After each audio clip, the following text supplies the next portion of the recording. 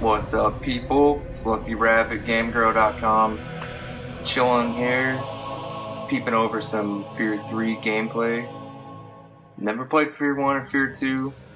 Don't really know too much about the storyline.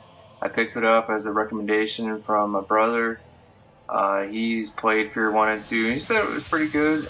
As far as like continuing the storyline here, um, dude, we just cut away to some footage, some already in progress footage for Fear 3, displaying many of the weapons that you have here. The premise behind this is that you as the main character were developed in a laboratory, and you kind of have like a psychic, lots of psychic abilities, and you also have a brother. And apparently in Fear 2 you killed your brother. That's not a spoiler, because if you play Fear 3, it's like right in the first 10 seconds of playing the game, it has to explain some of the backstory. But you end up killing your brother in Fear 2, and he's coming back to haunt you in Fear 3, and he kind of, hops around every now and then and does things. He's not really a bad guy in this game, as far as I've seen. But because you are a psychic warrior, I guess you could call him, you have certain abilities like you're seeing right now. There's a meter in the middle of your screen. It's a circle and has a little bar going around the right hand side of it. That's your psychic ability meter. It fills up slowly over time, and it allows you to slow the world down so that you can get precise shots or run quickly or get into cover. Just anything you need to. Like right here, I slowed time down, so I throw the grenade. I didn't know what kind of weapon he had. You can also hit it when you get scared, and you just need to get a nice little look about the environment. But Fear 3 has some pretty cool cover features. You hit a button and it brings you into whatever cover is nearby. You don't really have to hold the cover. You don't have to hold the cover button down. You just press on the joystick which way you want to go. Like to pop up and shoot over the cover, you just press up and he pops up. If you want to peek around the side of the cover, you just peek around the side. You can jump over. You can switch from cover to cover. It definitely took me a minute to get used to this cover system. I wasn't used to it. I'm not a huge first-person shooter game. That's not really my position within GameGrow. I'm more of a role-playing action RPG kind of person. But as far as my experience with this first-person shooter, the cover system definitely took me a minute to get used to. I kept wanting to like hold the button down, or to get out of the cover, I would like try to run, but it wouldn't let me because I was still in cover. But Fear 3 obviously has some scary parts in it, or wouldn't be called Fear 3. It's a psychological thriller, you could definitely call it that. A lot of things happen, especially, I don't know if any of these things are connected to Fear 1 or 2, but for me, these things would just like pop up, like the guys you just saw that would just appear out of nowhere. They would pop up, and I don't know what they're doing. I don't know what they're there for. I see something scary and I try to shoot it, and obviously throughout the game it explains a little bit of why they're doing that, or even how. One of the cool things about Fear 3 is that there's this, called a challenge system. You see them in the bottom left hand corner of the screen. You earn these points for doing certain things per level. Like that one I just got there is called pitching a tent, and you spend a certain amount of time behind cover. There's ones for pretty much everything. Sneaking up behind somebody and killing them, using your psychic abilities for a certain amount of time, killing people with all the various weapons, and you get like bonus points and you get rank ups. I don't honestly know what the rank ups do. I haven't figured it out yet. But right now we're seeing there are some, I guess, mini bosses and boss type things in the game. So those are kind of cool.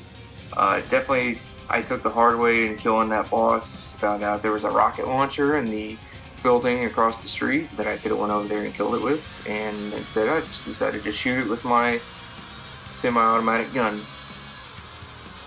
So one of the scary things about Fear 3 is the kind of the ambient environments. You'll see that there's all these bodies in the room here, and it's almost like, okay, we're in a zombie level now, and Ooh, scary. And I know there. Oh, yeah, there it is. One just popped up, and even though you know the scary things are gonna come, there doesn't make them any less scary. Especially like right now, you see these zombies have a bomb strapped to their chest and they're just gonna run at you. They come from all over the place. This is not just limited to this particular level. They're from here on out, you can expect to see zombies with bombs strapped on their chest, and even when you think you're safe, you're not, because they jump across the pathway and blow up into you. So I'm gonna let you listen to some ambient environment noise here for this stage, kind of give you a feel of the dramatics for Fear 3.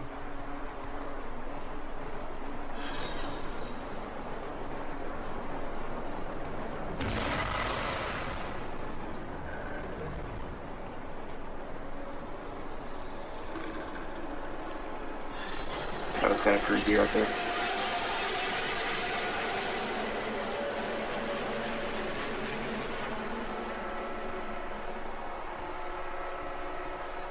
Hey look, more dead bodies. Great. Oh my god! It's our friend that we've been seeing throughout the game. So, what you just saw right there, that was me experiencing absolute, genuine fear.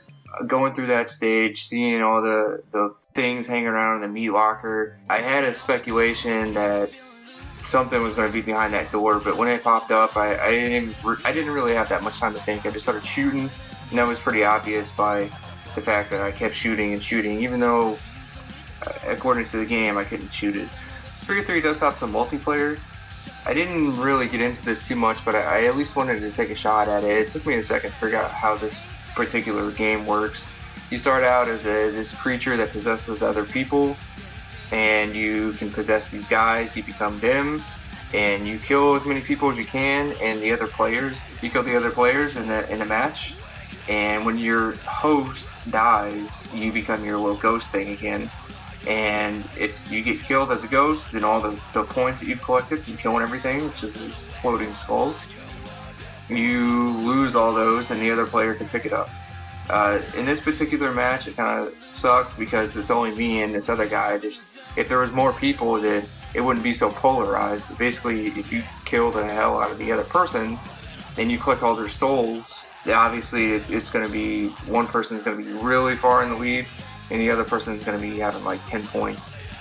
So I really enjoyed this gun. So the weapons in Fear 3 are pretty cool, I think. The double pistols I showed you for the zombie level.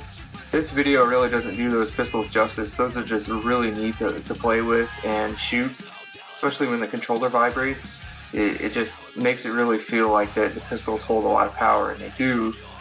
This weapon right here has a little 3-round burst and a nice scope. It's like a strong weapon. Usually, like just one little trigger pull will be enough to take down some zombies. So all in all, Fear 3 was pretty fun. I really enjoyed the weapons and the advent of actually being terrified in some parts of the levels. You know, this is for multiple systems. So if you for some reason don't have a PS3 and you want to get into like a Resistance 3 kind of aspect of a first-person shooter, then you should definitely check out Fear 3. They got 3 in common, so that's good, and you can enjoy it. And multiplayer is pretty well populated. It's not like other games where they have a multiplayer system and then like nobody plays it. So far, people have definitely been playing the Fear 3 multiplayer, and from what I saw, it was pretty entertaining. So, alright guys, Fluffy Rabbit, peace and is out.